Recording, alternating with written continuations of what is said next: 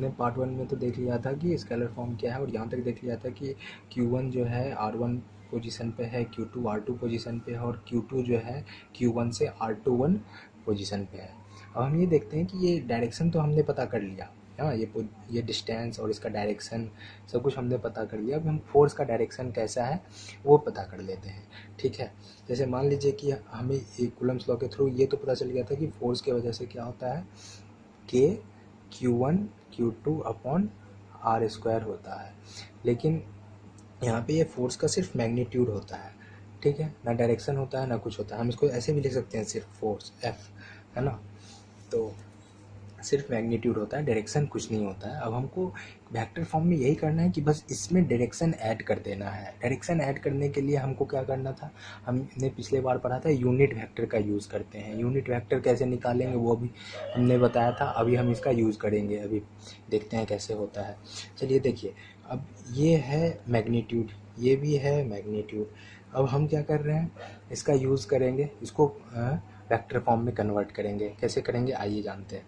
मान लीजिए मैं सिर्फ फोर्स की बात अगर करूं तो हमें ये पहले डिफाइन करना होगा कौन सी फोर्स की बात करूं, Q1 Q2 पे जो फोर्स लगा रहा है उसकी बात करूं या Q2 Q1 पे लगा रहा है उसकी बात करूं।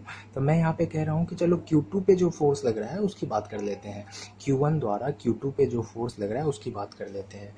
यानी कि Q2 पर जो फोर्स लग रहा है Q1 के थ्रू, उसकी बात अगर करें हम, Q1 के थ्रू Q2 पे जो फोर्स लग रहा है उसकी बात करेंगे, तो फाइनल क्या हुआ, Q2 हुआ ना, फाइनल पोजीशन Q2।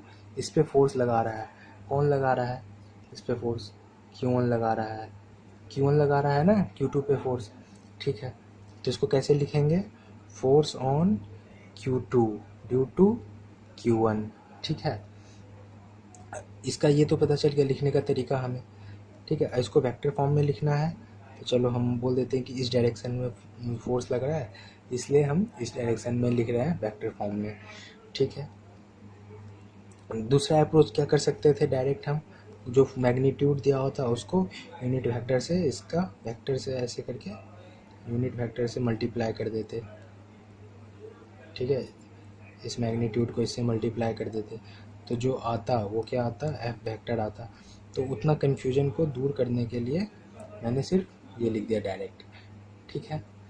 मैग्नीट्यूड को यूनिट वेक्टर से मल्टीप्लाई करेंगे तो ये वेक्टर आएगा, ठीक है। उस समय भी बताया था कि जो भी वेक्टर होता है वो जो होता है उसका मैग्नीट्यूड और यूनिट वेक्टर का मल्टीप्लिकेशन होता है, ठीक है। मतलब यूनिट वेक्टर इसमें है और इस वेक्टर का मैग्नीट्यूड है तो वो वेक्टर बनेगा। तो यहाँ पर देखो ये वेक्टर है, ये यूनिट वेक्टर है और उसका मैग्नीट्यूड है तो वेक्टर बन गया। यही वेक्टर था, इसका मैग्नीट्यूड और इसमें डायरेक्शन दोनों है। साफ इससे पता चला इसमें क्या है, मैग्नीट्यूड और डायरेक्शन दोनों है, मैग्नीट्यूड और डायरेक्शन दोनों है। और मैंने ये भी डिफाइन कर दिया कि चार्ज 2 पे Q1 के थ्रू जो फोर्स लग रहा है उसकी बात कर रहे हैं। तो इस पर जो फोर्स लग रहा है चलो उसको निकाल ही लेते हैं, Q1 Q2 अपॉन, हाँ, तो Q2 पे फोर्स लग रहा है Q1 के थ्रू से। तो पोजीशन वेक्टर हमने निकाला था Q2 का पोजीशन Q1 से R21 आया था, तो यहाँ पे R21 लिख देते हैं, R21 का स्क्वायर। और यहाँ पे जो हमें क्या लगाना है, हमें यूनिट वेक्टर लगाना है। तो यूनिट वेक्टर क्या होगा, R21 वेक्टर। ये वेक्टर मतलब R21 यूनिट वेक्टर अगर हमने ये लगा दिया, यूनिट वेक्टर को कैप से रिप्रेजेंट करते हैं R21 के टू। अगर ये जैसे ही लगा दिया कि अपने आप ये किस फॉर्म में बन गया भाई, वेक्टर फॉर्म में, ठीक है। हो सकता है कुछ बच्चों को ये कन्फ्यूजन हो कि ये सर ये कैसे आया, ठीक है। तो चलो इसको मैं फिर से बता देता हूँ ये कैसे आया, ठीक है। ये कैसे आया, ये वेक्टर कैसे आया मैं ये बता देता हूँ, ठीक है। देखो कोई भी वेक्टर था, आर वेक्टर था, मान लो R21 वेक्टर था यहाँ पे, जो कि हमने निकाला कि इस पोजीशन, ये पोजीशन पे इस पोजीशन से जो आया वो वेक्टर है R21 वेक्टर। तो यूनिट वेक्टर इस अगर लगाएंगे तो उसका यूज कैसे करेंगे, देखो कोई भी वेक्टर है ना, उसका जो भी मैग्नीट्यूड होगा, कुछ भी मैग्नीट्यूड था, उसको अगर हम उसके यूनिट वेक्टर से मल्टीप्लाई कर देते हैं ना तो वो वेक्टर आ जाता है। यूनिट वेक्टर एक्चुअली में डायरेक्शन बता रहा होता है उस वेक्टर का, ठीक है। और ये जो है वो सिर्फ मैग्नीट्यूड बता रहा होता है कि मान लो 5 मीटर पे है और ये बता रहा है कि ईस्ट डायरेक्शन में है, ठीक है। तो इस वेक्टर से हमें इस तरीके से पता चलता है। अब हमको क्या लिखना है, सिर्फ डायरेक्शन। हमको तो यहाँ पे मैग्नीट्यूड मिला हुआ है ऑलरेडी स्केलर फॉर्म से, ये तो क्या है, मैग्नीट्यूड ही है ना, ये मैग्नीट्यूड मिला हुआ है। इसमें हमको बस क्या क्या लगाना है, एक डायरेक्शन लगाना है, ये डायरेक्शन लगाना था। ठीक है, अब ये डायरेक्शन लगाने के लिए हमको यानी कि सिर्फ ये यूज़ करना है। इसको यूज़ करने के लिए क्या करेंगे, इसको लिखना है तो क्या करेंगे, r∩1 equal to r21 vector upon r21 vector upon its magnitude. तो अपने आप आ गया ना ये, इसलिए इसको उठा के यहाँ पे लिखते हैं। जैसे ही इसको यहाँ पे लिखते हैं ये वेक्टर फॉर्म में कन्वर्ट हो जाता है। तो वेक्टर फॉर्म में जो फॉर्मूला बन जाता है कूलम्स लॉ का, वो बन जाता है F vector is equal to K Q1 Q2 upon R into R cap. अब बाकी चीज़ें खुद डिसाइड कर लो। अगर तुमको क्यू चार्ज 2 पे 1 के थ्रू फोर्स लगवाना है तो वो पोजीशन भी निकाल लेना कि चार्ज 2 का पोजीशन कहाँ है 1 के रेस्पेक्ट में, चार्ज 2 का पोजीशन कहाँ है 1 के रेस्पेक्ट में। ये चीज़ पता चल गया। अगर तो जब क्वेश्चन करने लग जाते हैं ना कभी कभी, तो हमें एक दिक्कत आती है, वो मैं बता देता हूँ अभी, जो कि हेल्प मिलेगा उस समय क्वेश्चन करते समय। उस समय ना तुमको यूनिट वेक्टर नहीं दिया रहेगा, वो तुमको डायरेक्ट पोजीशन वेक्टर दे देगा।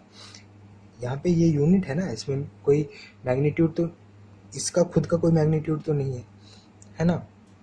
लेकिन उस क्वेश्चन में जो आएगा, उस क्वेश्चन में ना जो तुमको ये पोजीशन वेक्टर देगा ना कि Q2 का पोजीशन इतना है, तो उसमें कुछ मैग्नीट्यूड भी दे देगा। ठीक है, तो उस वेक्टर को तो तुम्हें क्या करना होगा, वो वेक्टर में मैग्नीट्यूड है तो मैग्नीट्यूड को निकालना पड़ेगा। तो जो भी वेक्टर होगा, अगर मान लो कोई भी वेक्टर है, उसको अगर हम उसके मैग्नीट्यूड से जब डिवाइड कर रहे होते हैं, ठीक है, जब कोई वेक्टर को उसके मैग्नीट्यूड से डिवाइड कर रहे होते हैं तो क्या होता है एक्चुअली में, तुम ऐसे सोच सकते हो कि वेक्टर जो क्या है वो खुद एक मैग्नीट्यूड है इनटू यूनिट वेक्टर है, और उसको तुम वेक्टर से मतलब उसके मैग्नीट्यूड से ही डिवाइड कर रहे हो, तो क्या बच जाता है, सिर्फ उसका डायरेक्शन बच जाता है। तो वही है ना, यही डायरेक्शन हमको लिखना है। तो हम क्या करेंगे, यहाँ पे इसको इस फॉर्म में लिख सकते हैं कि r वेक्टर है, इसको इसके मैग्नीट्यूड से डिवाइड कर दिए। ठीक है, तो ये अपने आप ये हो गया। मतलब कि इसके जगह पे हम ये चीज़ भी तो लिख सकते हैं ना, फॉर्मूला सेम रहेगा ऐसे, K Q1 Q2 upon R2 1 का स्क्वायर। ठीक है, इधर F21 आ गया, तो इधर ये हो गया कि स्क्वायर था, एक और मल्टीप्लाई हो गया, तो ये हो जाएगा K Q1 Q2 upon R21 cube और R21 वेक्टर। तो अब जो हमें वेक्टर दिया रहेगा उसका मैग्नीट्यूड डायरेक्ट निकाल के यहाँ लिख देंगे और वेक्टर का पोजीशन यहाँ पे लिख देंगे, जो I कैप J कैप जैसे भी होगा। तो एक क्वेश्चन मैं नेक्स्ट स्लाइड में करवाऊँगा। अभी तक के लिए इतना जो समझ में आया इसको ध्यान से